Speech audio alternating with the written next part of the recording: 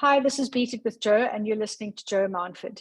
The show is about mental health for athletes, coaches, and their support staff.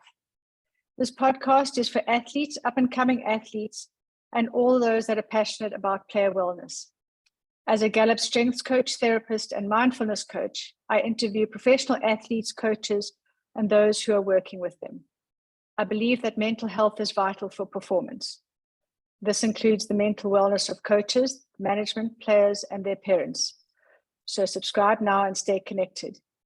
My special guest today is once again Garreth Ewing, a former SA men's hockey coach. This is our third podcast in the series, and today we will be focusing on the stress response of high-performance personalities. This podcast is free, and you can support it by subscribing to the Beat It with Joe YouTube channel. And you can also support by subscribing and sharing this podcast on your social media platforms. So welcome, Garreth. Hello, Joe. Nice to see you again. Yeah, lovely to see you too. And thank you for joining me. And I really am excited to be talking about the high performance personalities and the highs and lows of working with high performance personalities and being a high performance personality. So I'm going to start with something that is relevant to South Africa today, which will just give you an example of where we're heading with this podcast. So we've recently just had the Cape Epic in Cape Town. And the Cape Epic, for those who don't know, is an 8-day grueling mountain bike ride. And it's under quite hectic conditions, weather-wise and terrain-wise. And it takes enormous preparation, sacrifice, and commitment. It requires goal setting, building a team around you, saving money, looking for sponsorship, finding a partner, having a training plan, having a nutritional plan, and sacrifices for yourself, your work colleagues, and your family members. It becomes everything that you focus on, and sometimes everything that you talk about. And it's the only thing you really want to talk about and really want to do. You want to train, you want to eat, you want to watch YouTube videos, and you only want to talk and hang around with like-minded people. Your day is consumed with whether you're able to train, and your mood is affected if you are able to train or not able to train. And if for whatever reason you can't, it may affect those around you. If you get injured, then your training is interrupted, and this also can affect your mood, as this is taking away from your goal. I'm giving this example because this happened a week ago. And I'm wondering how many of these athletes are feeling not only exhausted, but possibly a bit empty and disillusioned and maybe a bit emotional, like what now, what's next? For some, they may be feeling low and some may be even feeling a bit depressed. So leading with that example, Garreth, I'd like to see if you can identify with anything that I've read from that story about the Cape Epic. If you as a coach can identify with it, and if you can maybe share your journey. Yeah, Joe, actually, it's quite interesting you mentioned that as an example. I've spoken to a couple of people who did the Epic, and despite them saying it's the worst weather and the hardest the Epic has probably ever been, they're already going, after that initial relief of finishing, they're already thinking about next year. So I think it's a really relevant example. And from my own experience, working with athletes going to pinnacle events like the Olympics and the World Cup, is there was a huge element of flatness and what next, what now, where am I in my life now that I've gone to this event that I've dedicated so many years to. And for my own experience as well, there was coming back from it and thinking to myself, oh, well, was that it? Was it all it was cracked up to be? What am I going to do now that I've defined myself with this? And there was definitely a depression attitude and atmosphere around it. And it took a while for that to settle down. But again, of course, you start to think, well, what is next? And you start to find another target, you start to find another objective without actually giving yourself the chance to process and appreciate the experience that you've just gone through. So if I'm hearing you, it's a time that you spent on a high, in an elevated state, with like-minded people. So people who are similar to you, sharing the same journey to you, same goal as you. And then it's over. It doesn't matter the results. If it was happy, glad, or sad, it's over. And now you return home to your family members. And that might seem a little bit boring with respect to everybody, but am I right? That feels quite real. It feels a bit boring, and there's lack of purpose, and you might be grumpy with those around you. Very much so. And what happens is you feel protective of your experience. You feel like you can't share it with people because they're not going to understand anyway. They weren't there. And these are things that are very unique to you and a few other people, that you can maybe share those experiences and reflections with those people who are there with you, but you struggle to understand how you can even try to explain it to people at home. And I remember actually having lunch with my folks straight after I came back, and they were so excited to hear news and stories about the village and whatever. And I was like monosyllabic, because I was like, I don't want to tell you this. You're not going to get it. And it was a very selfish response, obviously, but it took me a long time to actually be able to tell people about it in a way that made it relevant to them and still reminding me that it was meaningful. So there is this kind of, well, this was too special and nothing is going to compare to it. And that was hard to get my head around for a while. I can only imagine what it's like for some of the athletes who actually win medals, and what it's like for them to take that home. And I think it's similar with any big experience, any huge experience. And, you know, sport is one that seems to be close to all of us, but there are much, much bigger things that have happened, and people have come away from those with similar experiences and similar emotions. So yeah, it's an interesting and it's a difficult space. Well, I think in our previous podcasts, we brought up things like self-awareness and self-care and mindfulness. And I think what's relevant here is to maybe plan the what if.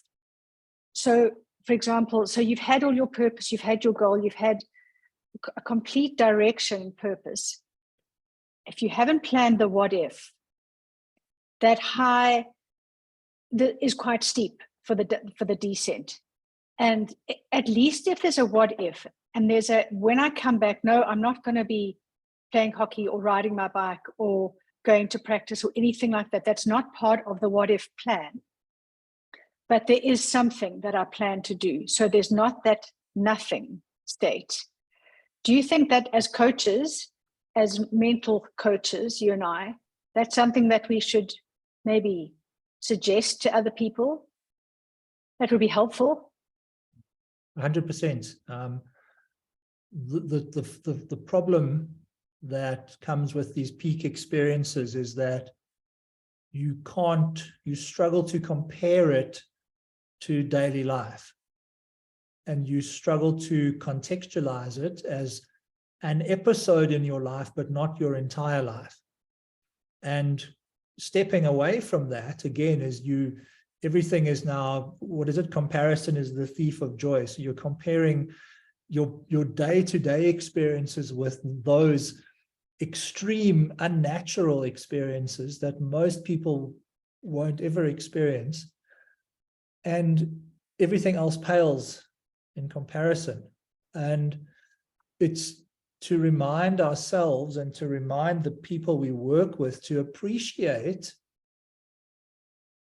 the nuances of daily life and the specialness of being back with family, of having breathing space, of not having to wake up at 4 o'clock in the morning to go to gym, even if it's only for a few days, and to be comfortable and happy in that space, because we can't keep comparing ourselves to this pinnacle of existence all the time.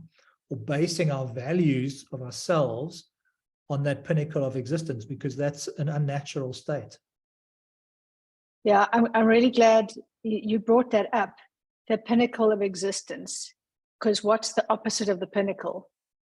It's really the bottom. So I'm going to bring in the comparison. I know you said don't compare, but I am, to addiction, because addiction is the feeling of something's not good enough. So it's the chasing the more and more. And it might not only be a behavior, it might be thinking. So it is that obsessive thinking. It's the wanting the more training, the more events, the high. They're chasing the high of that event all the time. And it's that inability to be in a satisfied norm state, should I call it that? It's chasing external gratification because the internal world is unsatisfied and is turbulent. So if we look at professional athletes, because that's what we can look at, if, for example, let's look at football players, they've got a lot of downtime. So they do their training and they've got their competitions during the week and their tournaments during the week, but there's a lot of downtime and travel time. So, and they've got a lot of money. So it's excessive money. And if they've got that addictive type of thinking, it can feed into gambling. And then they lose and they carry on it. And the addictive type of thinking doesn't leave them. And it's bringing in the awareness. And I think you mentioned it before, it's part of the stress spiral. And it's that lack of satisfaction. It's that either completely satisfied or completely dissatisfied. Can you identify with what I've said? Yeah, I can. And I think the aspect of addiction is important here for us to understand, because you're chasing a high. So the high of competition is very hard to replicate in daily life in a healthy way. It may be that you become obsessed with exercise and getting that little adrenaline rush, but that again gets stale quite quickly. And that's where kind of high risk activity comes into play. So gambling, messing around behind your partner's back, or something where there's a high consequence. And I think it's that consequence that immediately triggers you in the high performance space, because yes, it's not life and death, it's just winning and losing, but there's so much attached to it and so much investment. And to find that environment where you're feeling part of a high consequence space, you got to go sometimes find it in unhealthy places. So it does make a lot of sense. And also, again, not being able to reflect, because you get so involved in the process and so involved in that hit of dopamine that you can't reflect or look back on something and go, I should be happy with this. I should be satisfied with myself. And I can afford to pat myself on the back for a job well done, or pat my athletes on the back for a job well done, because I'm already thinking, well, actually, we weren't as good as we should have been, and we should have done this better, and we should have done this better, and we're going to aim for that the next time, and the next time starts now. Mm-hmm. So the breathing space is not there, and there's no time to settle down. It's always chasing and chasing and chasing. And that's, again, why this analogy around addiction is so powerful. And just before I continue with the addiction thing, you mentioned the dopamine. There's a doctor called Dr. Andrew Huberman, and he's got this incredible podcast on the dopamine. He calls it a wave pool. So for a healthy dopamine secretion and drop, it's a gentle wave pool, and the waves are quite wide apart. So it's the thought first, what you desire, and then it's whatever you desired, you receive. But it depends on what it is. So if, for example, if I'm desired chocolate and I eat it, my wave pool's the high is quite low, and then the drop is quite low. If I'm after cocaine, for example, that spike is very high once I receive it, but the drop's even lower. What makes a huge difference too is how frequently you're getting your hit, whatever whatever it is that you're craving. And if that is too close together, that means you're going high, low, high, low, high, low. You're depleting your trough of dopamine. And therefore, we're never in a satisfied state because you're operating below your baseline and you're firing from a depleted state.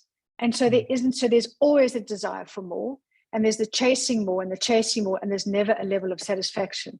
And then you get to that desperate state of, well, I think I need to control this because I feel out of control. But by the time you got to that state, it's in control of you. And that's when you know you've got to seek help and there's a desperate need. But I want to look at, we were talking about the high performance personality traits. So I'm going to mention some of the positive ones and maybe you can add some too. So if we look at the high performance personality, it's a hardworking, dedicated person who is not scared of hard work. They put in the hours, they make sacrifices, so it might be social life or whatever it is, but their sport becomes, if it's their sport, it becomes their number one priority. And their focus, if done in a healthy way, is dedicated to that. If their focus is only that, and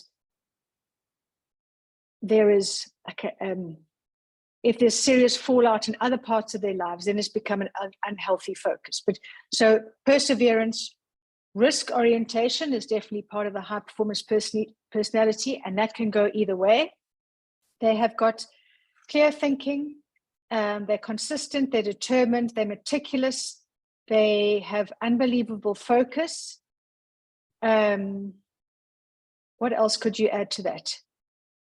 I think there's an enjoyment of being in the high consequence space, and there's this feeling of clarity and being high functioning, being at your best when the chips are down or when it's time for the big game or the big event. And there's this belief in your ability to execute, which comes through.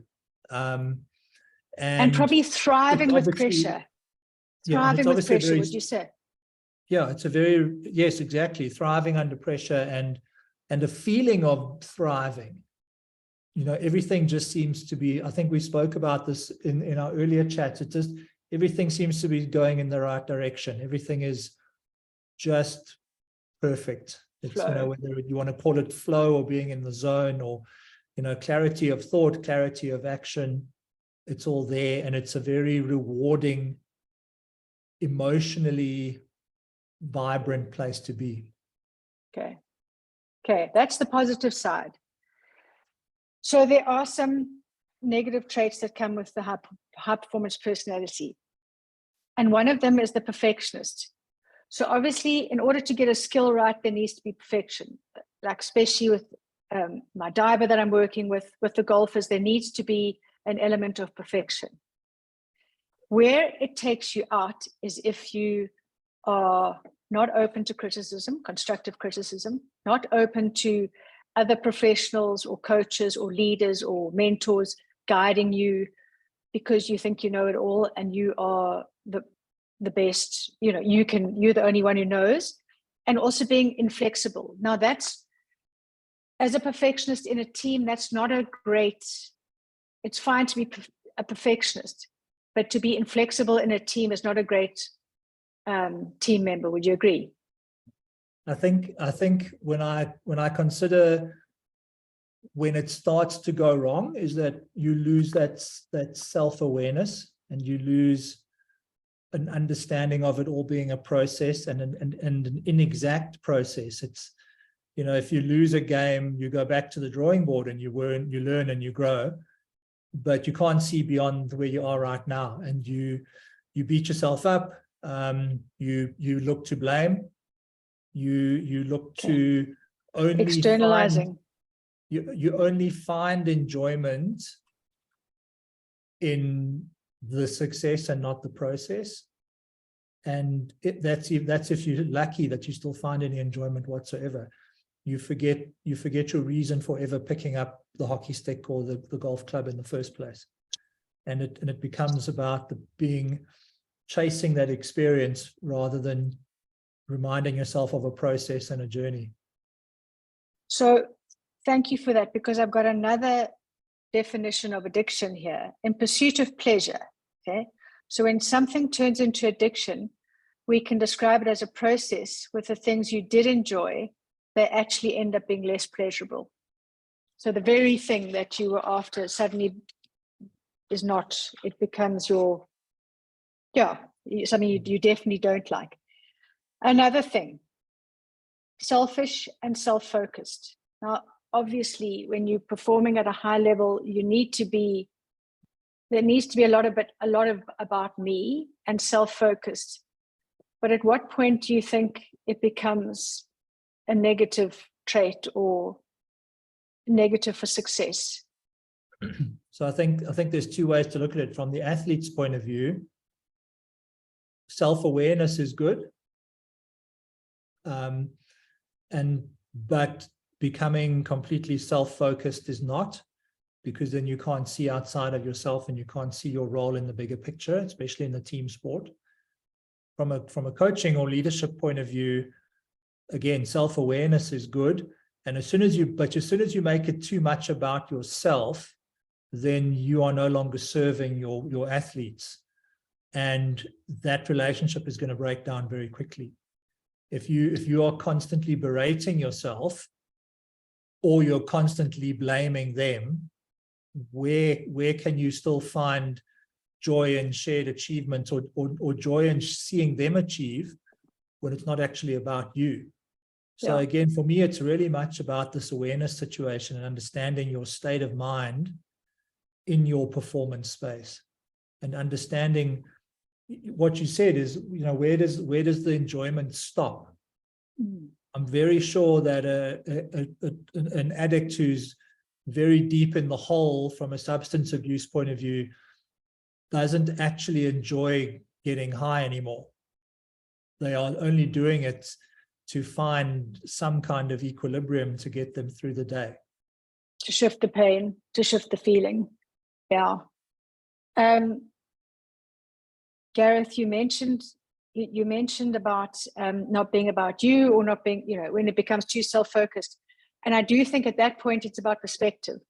It's being able to just zoom out a bit and having a look at what the real problem is. So that's one thing. And then another one, and this is a huge one for me, is a sense of entitlement, and that rules don't apply to you.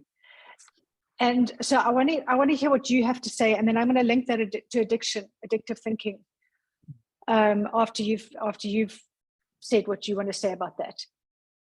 It's an interesting concept, and I think we are all, those of us privileged enough to achieve something in a high performance sporting space, are ultimately grateful for what we've been given and for the opportunities that have come our way, even if we've had to work very hard to earn them. And what you say, when that sense of entitlement comes in, it's because you think, well, I've done the work, I must now just get it. And we lose the perspective that that's not how our sport or life works. And we forget to be grateful for our gifts and for our opportunities.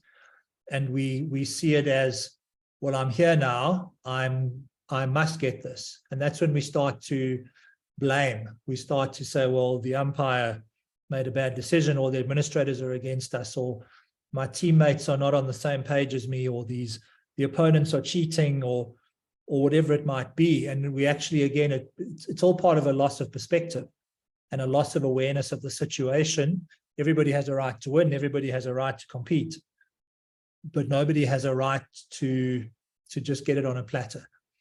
And it becomes this, again, it becomes this aggressive, ungracious space that is not an enjoyable place to be. Totally. And it takes the focus off the goal. And in hockey, it's like literally the goal. So my take on the sense of entitlement and rules don't apply to me. It's if we look at Oscar Pistorius, for example, and if we look at any sports person and their support team around them, or any alcoholic or any addict, it's often the team around them that enables them to be the entitled addict. Okay. So with Oscar, he had managers, he had coaches, he had people around him that covered for him.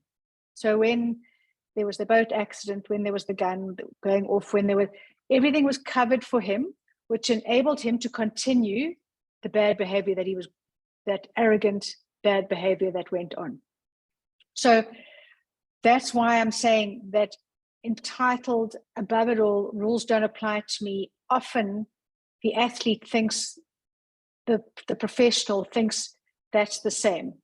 And it's the negative trait. It's the negative trait that this is my list of achievements, therefore I'm entitled to the next thing. And it's not a healthy state of mind to be in. It's still about learning to take responsibility for your actions. It's taking responsibility for your part in the team, whatever it is. If you've let them down or you've scored the goal or whatever it is taking your responsibility and not externalizing. You spoke about externalizing. It's not about blaming. Yeah. And it's an unregulated state, isn't it? It's whether you want to call it self-awareness or self-regulation, you believe that things don't apply to you. So that means you don't have to regulate yourself and you don't have to be a good person, or you don't have to just be yourself in a positive way. You think that there are no consequences. So you become a difficult person to be around. And what I think I said in one of our earlier chats as well is an unregulated coach is not going to be able to regulate his players. And if the coach is in that entitled space, he is or she is very unregulated, and the players are going to pick up on that, and it's going to become a cycle of dysfunction. Totally. Because I don't know if I spoke to you about this or asked you when we were doing the podcast, but how do you think the energy of an unregulated coach impacts the team? And I'll give you, and I'm just thinking about, there's a coach here, and she is completely wild on the side of the pool, water polo pool, jumps around, screams, carries on, swears, and it's at school level.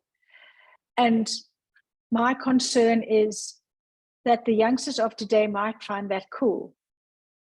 And I'm not sure what she's teaching them, or if it's a positive thing, or I don't know. What would your take be on that?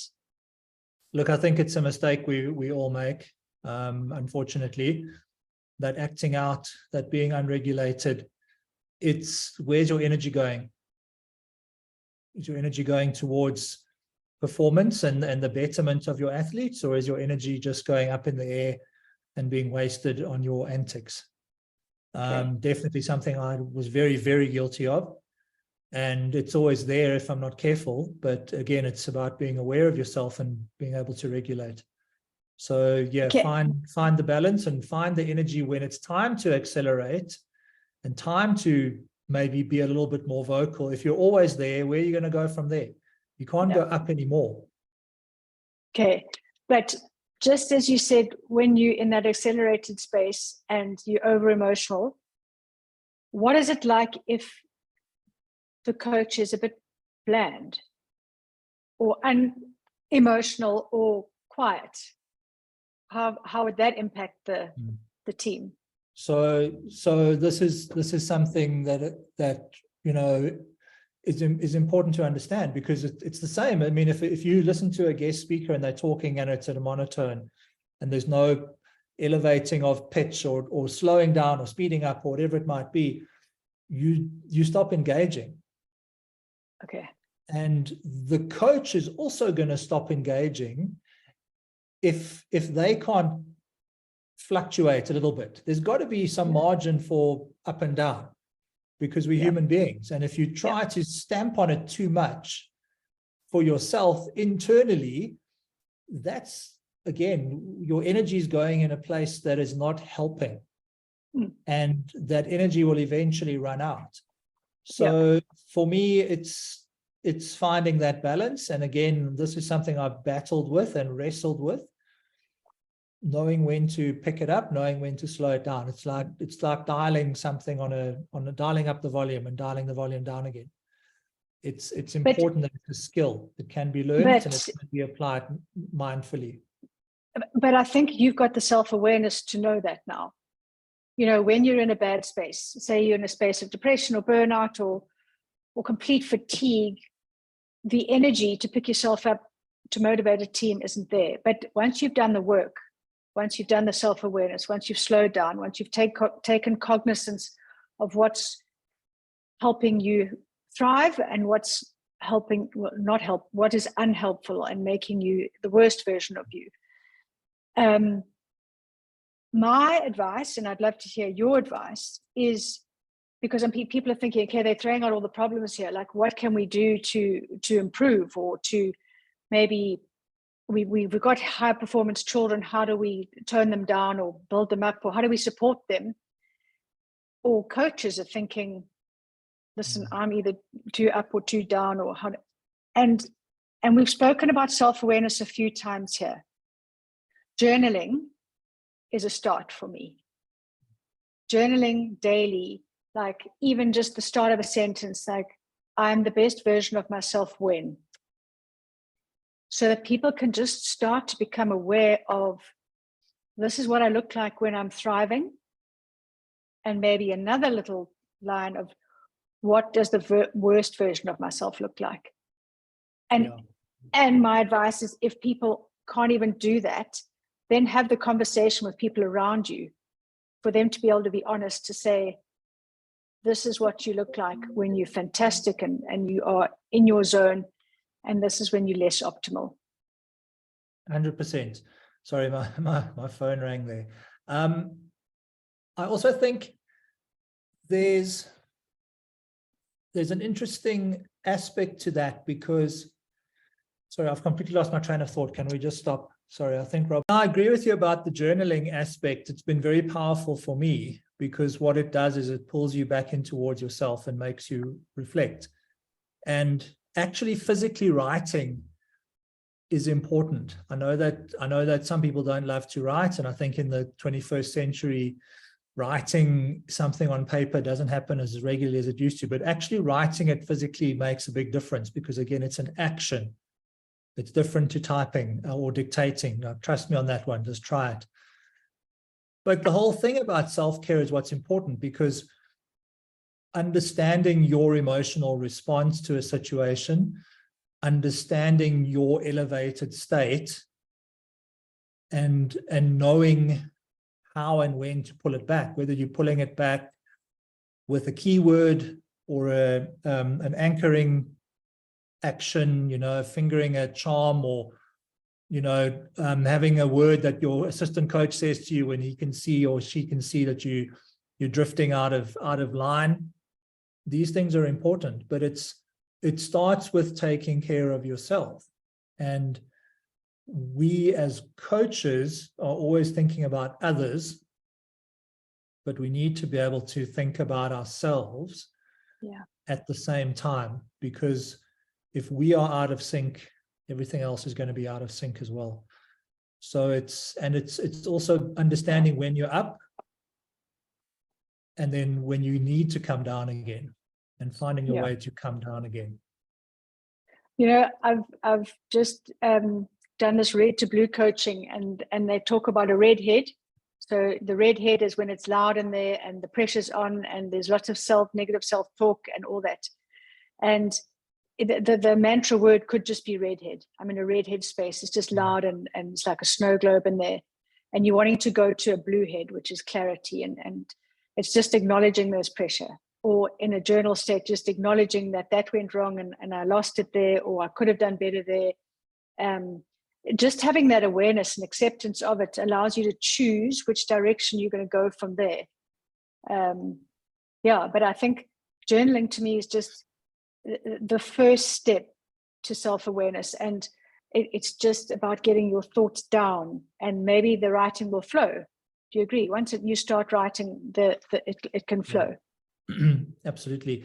And for me as well, there are other aspects to this. Don't berate yourself. Setting standards for yourself is fine. Berating yourself is really just, again, your energy is going in the wrong place, and you're not blaming others, but now you're blaming yourself. And what's actually worse? And just being generous with yourself. You're human, you make mistakes. And yes, you carry the can if you're one of those high performance people, but it's not life or death.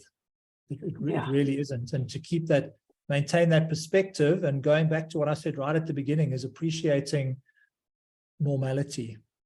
Normality can also be special and therapeutic. And I think we should end on that. It might be discovering your normality.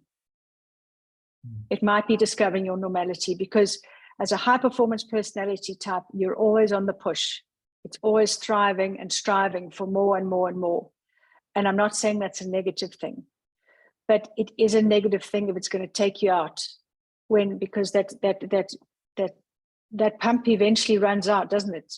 It's being able to take your foot off the accelerator for a bit, just so you can replenish the pot, get perspective, reload, and off you go.